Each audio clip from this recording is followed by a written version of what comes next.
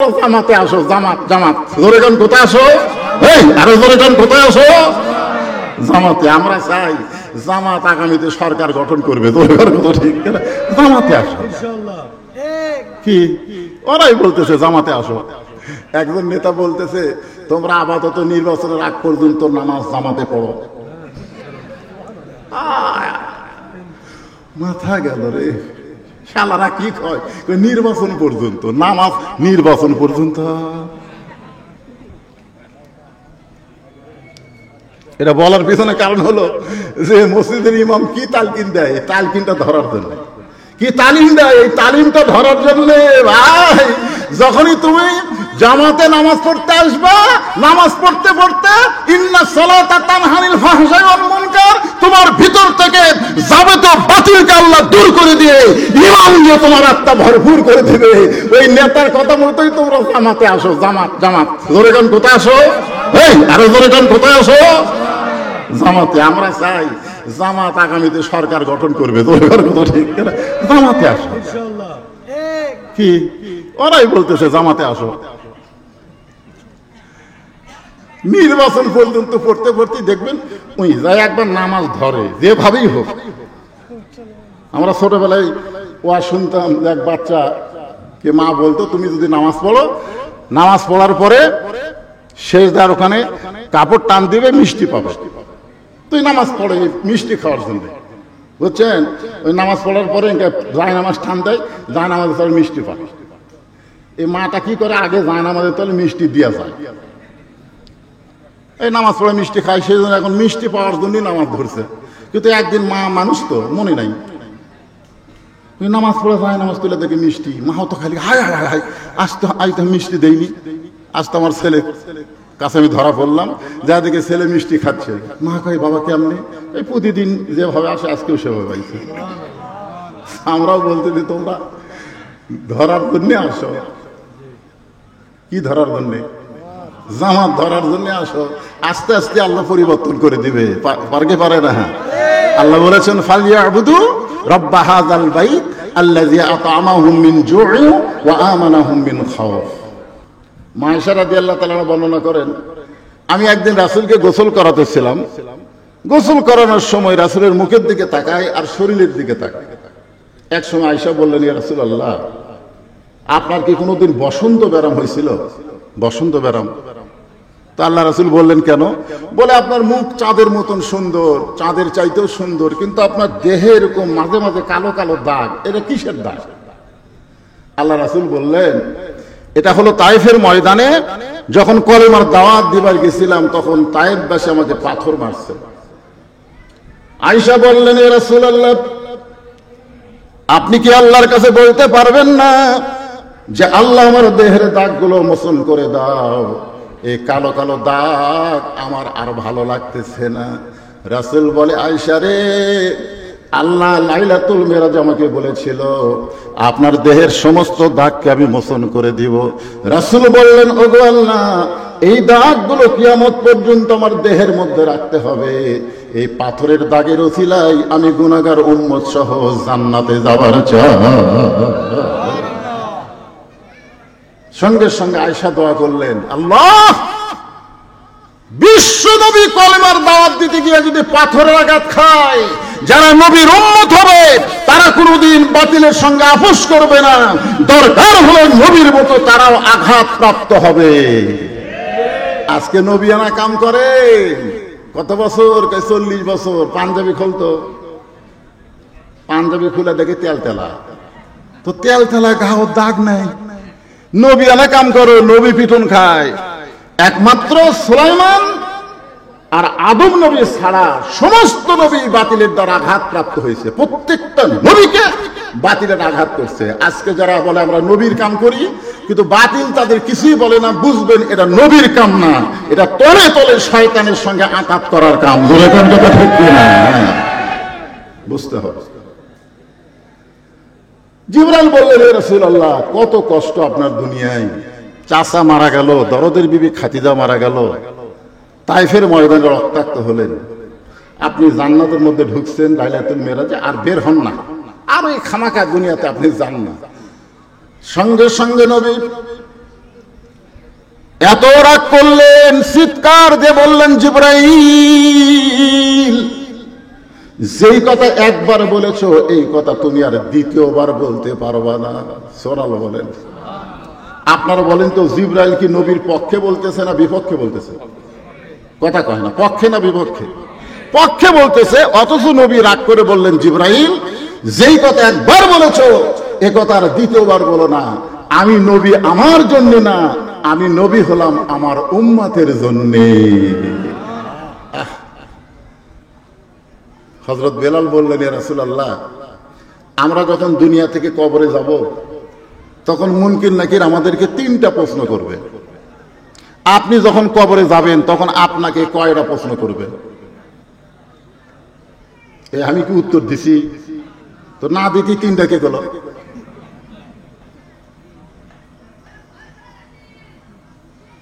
একজন সাহাবী হযরত বেলাল, তিনি নবীকে প্রশ্ন করতেছে, ইয়া রাসূলুল্লাহ, আমরা যখন কবরে যাব, মুসলমান যখন কবরে যাবে, মুসলমানদেরকে কয়টা প্রশ্ন করা হবে?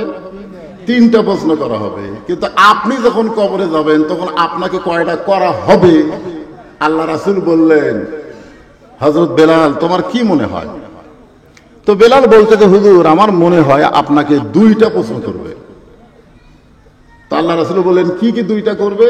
বলে, মান রব্বুকা ওমা দীনুকা, এই 2টা প্রশ্ন আপনাকে করবে, কিন্তু ওমান নাবিউকা এই প্রশ্ন আপনাকে করবে না, কারণ আপনি নিজেই নবী, খালি নবী, সাইদুল আম্বিয়া, সাইদুল মুরসালিন। তখন আল্লাহ রাসূল কানলেন, খুব কানলেন। তো সাহাবীরা বললেন, হুজুর, আপনি কেন কাঁদতেছেন? নবী বললেন, দেখো, তোমাদের ভাগ্য কত ভালো, তোমাদের নবী আছে, আর আমার ভাগ্য কত খারাপ, আমার কোনো নবী নাই। তোমাদের ভাগ্য এত ভালো, তোমাদের উকিল আছে, ব্যারিস্টার আছে, আল্লাহ হাকিমের কাছে তোমাদের ওকালতি করে, তোমাদের সুপারিশ করে জান্নাতে নিয়ে যাবে। আর আমার ভাগ্য এত খারাপ, আমার কোনো নবী না। সব সাহাবীরা কান্দার বলে, হুজুর, আপনি তো নবী, আপনার আমার নবী কে? রাসূল একটা মারাত্মক কথা বললেন সিরাতে রাসূলের দিনে, সিরাত সম্মেলনের দিনে। শোনেন, আল্লাহ রাসূল বললেন, যারা মৃত্যুবরণ করবে তারা কবরে গেলে তাদেরকে মুনকির নাকির 3টা প্রশ্ন করবে, আর যে মৃত্যুবরণ করবে না তাকে কোনো প্রশ্ন করা হবে না। এই কথার দ্বারা রাসূল বুঝালেন, আমাদের নবী মরা নবী না, আমাদের নবী হলেন হায়াতুন নবী। জোরে বলেন কথা ঠিক কিনা? খালি সিরাত শুনলে হবে না, নবী সম্পর্কে একটু জানা লাগবে। না জানলে মানবেন কেমনে? আল্লাহ রাসূল দুনিয়া থেকে বিদায় নেওয়ার পরে নবী দুনিয়া থেকে মরার কথা তার জীবনে কেউ বলেন না। নবী মরে গেছেন এ কথা যেন কোনোদিনও বলেন না। বলবেন ইন্তেকাল করছে, বিদায় নিয়েছে। নবীর শান বুঝতে হবে, মর্যাদা বুঝতে হবে। জোরে কোন ঠিক কিনা? আপনি নবী না বুঝলে আল্লাহ কি বুঝবেন? আল্লাহরে বুঝতে গেলে তো নবী আগে বোঝা লাগবে, নবীটা কে। তো আল্লাহ রাসূল দুনিয়া থেকে যখন বিদায় নিলেন তখন কতগুলো মহিলা, উম্মাহাতুল মুমিনিন, 6 লক্ষ হাদিসের হাফেজা মা আয়েশার সাথে দেখা করলেন। নবী যখন দুনিয়া থেকে বিদায় নিলেন তখন কতগুলো মহিলা, এই মায়েরা যারা পর্দার অন্তরে আছেন মনোযোগ দিয়ে শোনেন, কতগুলো মহিলা এসে মা আয়েশার কাছে সাক্ষাৎ করলেন। মহিলারা বলতেছেন, মা, আমরা নবীর সম্পর্কে আপনার কাছে জানতে চাই। আপনারা বলেন তো, মেয়েরা কি নবীর কাছে আসতে পারতেন? মেয়েরা পর্দা বোঝেন? আপনারা পর্দা বোঝে? আজকাল তো মুরিদের বউ পীরের কাছে যায়। পীর বাবার কাছে মুরিদ যায়, মুরিদের বউ যায়, বাবার কাছে ফয়েজ যায়। অথচ ইয়াসার রাদিয়াল্লাহু ইসলাম গ্রহণ করার পরে তিনি যখন বাড়িতে গেলেন, বাড়িতে যাওয়ার পরে তার বিবি সুমাইয়া বললেন, ওগো স্বামী, আপনার চেহারার মধ্যে নূর জ্বলতেছে, আলো জ্বলতেছে, কারণ কি?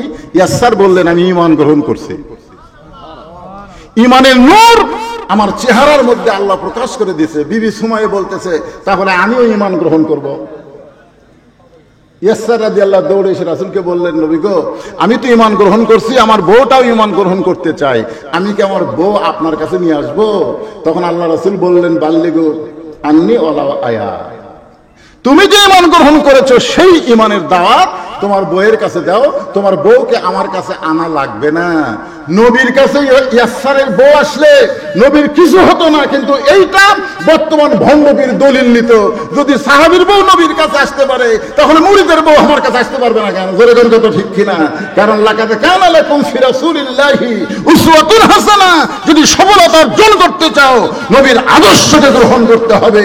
নবীর বিবি ছাড়া নবী অন্য কোনো মহিলার সঙ্গে পর্দাহীন ভাবে দেখা করে নাই। জোরে কোন সুবহানাল্লাহ। এখন মেয়েরা বলতেছে, মা আল্লাহ নবী সম্পর্কে আমরা একটু জানতে চাই।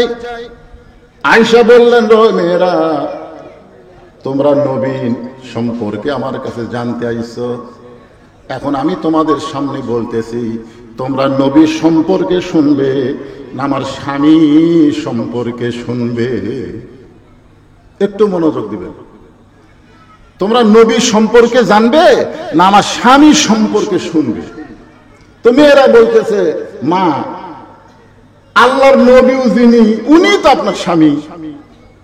আয়েশা বলতেছে, 6 বছর বয়সে নবীর সঙ্গে আমার বিয়ে হয়েছে। একটু মনোযোগ দিয়ে শোনেন। কয় বছর? 6 বছর বয়সে বিয়ে হয়েছে, আর 9 বছর বয়সে আমি নবীর ঘরে আইছি। কয় বছর বয়সে নবীর ঘরে আইছে? 9 বছর। আর 18 বছর বয়সে নবী দুনিয়া থেকে চলে গেছে। তাহলে মা আয়েশার সঙ্গে নবী কয় বছর ছিলেন? একটু হিসাব করেন। দেখেন নবীর উম্মত গরমের মধ্যে কি বিরক্ত লাগতেছে? একটু হিসাব করেন। 6 বছর বয়সে বিয়ে হয়েছে, 9 বছরে নবীর সংসার আইছে, 18 বছরে নবী দুনিয়া থেকে বিদায় হয়ে গেছে। তাহলে মাঝখানে 9 বছর।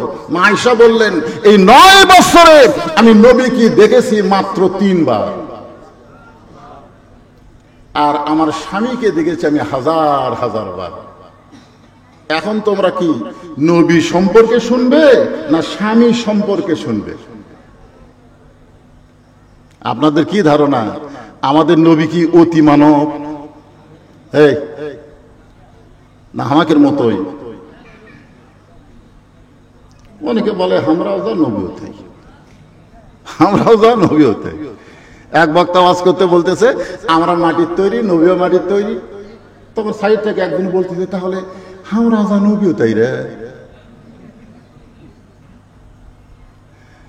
400 রোজ গ্রহ তারা, তারি নূরের ইশারা, নইলে যে অন্ধকারে ডুবিত এই ধরণী। সবাই বলেন নবী মোর পরশমণি, নবী মোর সোনার খনি, নবী নাম ভাবে যেজন সেই তো দোজাহানের ধনী। নবী যখন স্বামী ছিলেন, পৃথিবীর শ্রেষ্ঠ স্বামী ছিলেন। আমরা যতই স্বামী হই না কেন, আমার নবীর মতো ভালো স্বামী পৃথিবীর কেউ হতে পারে নাই। আল্লাহ নবী যখন নবী ছিলেন, পৃথিবীর শ্রেষ্ঠ নবী ছিলেন। নবী যখন বদরের জিহাদে যাচ্ছেন, পৃথিবীর শ্রেষ্ঠ সেনাপতি।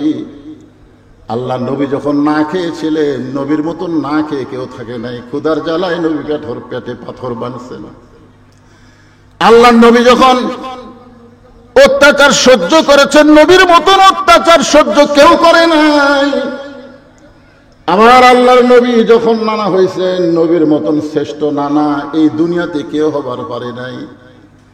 আবার নবী যখন শ্বশুর হয়েছেন, ওসমান রাদিয়াল্লাহু বলেন, দুনিয়ার কে কেমন শ্বশুর পাইছো জানি না, কিন্তু আমি এমন একজন শ্বশুর পাইছি, তার মতন ভালো শ্বশুর এই দুনিয়াতে আর কারো নাই। জোরে কান সুবহানাল্লাহ। আপনি যেই দিকে যাবেন সেই দিকে আমাদের নবী শ্রেষ্ঠ। যার কারণে আল্লাহ বললেন, ওগো রাসূল, মা আতাকুমুর রাসূলু ফাখুযুহু ওয়া মা নাহাকুম আনহু ফান্তাহু। আপনি যেইটা করবেন সেইটাই করা আপনার উম্মতের জন্য ফরজ হয়ে যাবে, আর আপনি যেইটা নিষেধ করবেন সেইটা তাদের জন্য হারাম হয়ে যাবে। এই মনোযোগ দিয়ে শোনেন, নবী যা করেছেন সেটা আমাদের জন্য করা কি ফরজ? জোরে কোন করা কি? মা আতাকুমুর রাসূলু ফাখুযুহু, ফাখুযুহু মানে তোমরা সেটা গ্রহণ করো। আমা নাহাকুম আনহু ফান্তাহু, নবী যেটা নিষেধ করেছে সেটা তোমরা বর্জন করো। নবী শুধু কলেমার দাওয়াত দেয় নাই, নবী এক সময় গভীর রাত্রে মক্কা ছেড়ে মদিনায় হিজরতও করেছে। জোরে কোন কথা ঠিক কিনা ভাইজান? হিজরতও করেছে। আহারে, মদিনায় হিজরত করার পরে সর্বপ্রথম নবী, যারা উমরা করেছেন, হজ করেছেন, তারা জানেন, প্রথম একটা মসজিদ নবী নির্মাণ করলেন। প্রথম যে মসজিদকে বলা হয় মসজিদে কুবা। নাম কি? মসজিদে কুবা। আল্লাহ রাসূল বলেছেন, আমার নির্মিত প্রথম মসজিদে কেউ যদি 2 রাকাত নামাজ আদায় করে, আল্লাহ এত খুশি হয় তার আমল নামায় একটা উমরা হজের সওয়াব দিয়ে দেয়। সুবহানাল্লাহ, জোরে কোন না কেন? আরে আপনি করতে পারবেন তো? একটু জোরে মহব্বতে সুবহানাল্লাহ কোন। আপনাকে আল্লাহ হয়তো হজ করার সুযোগ না দিলে উমরা করার তৌফিক দিয়ে দিবে। সুবহানাল্লাহ বলেন। এই মসজিদে কুবা নবী নির্মাণ করলেন।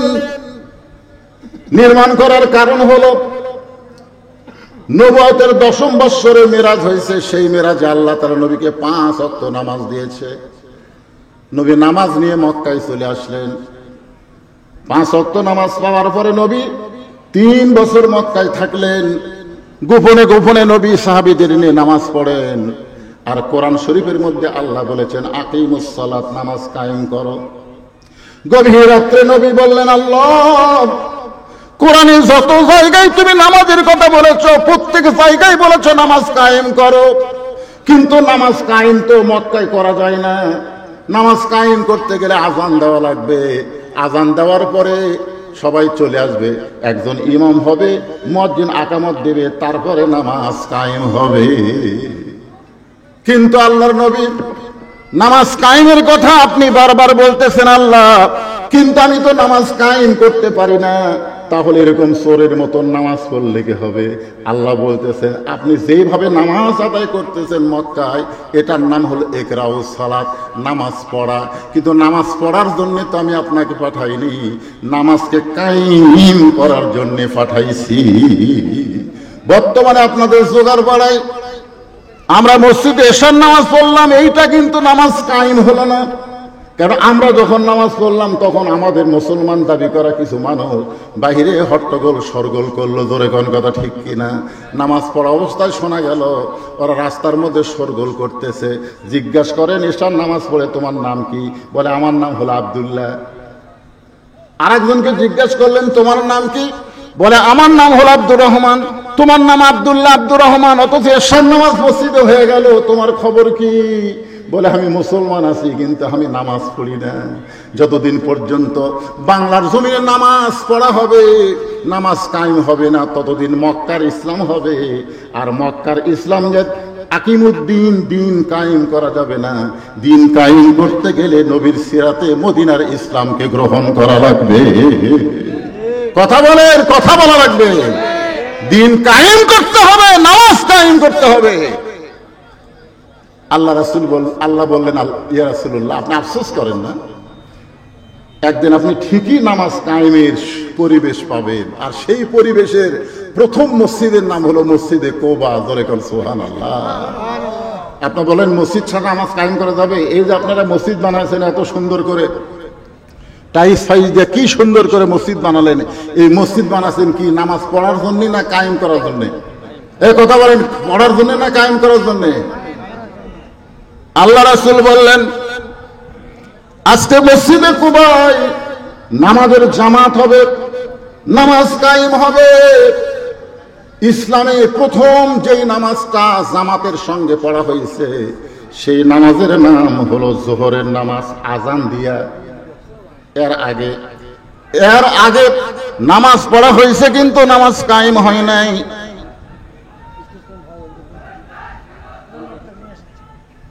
কি আসতেছে?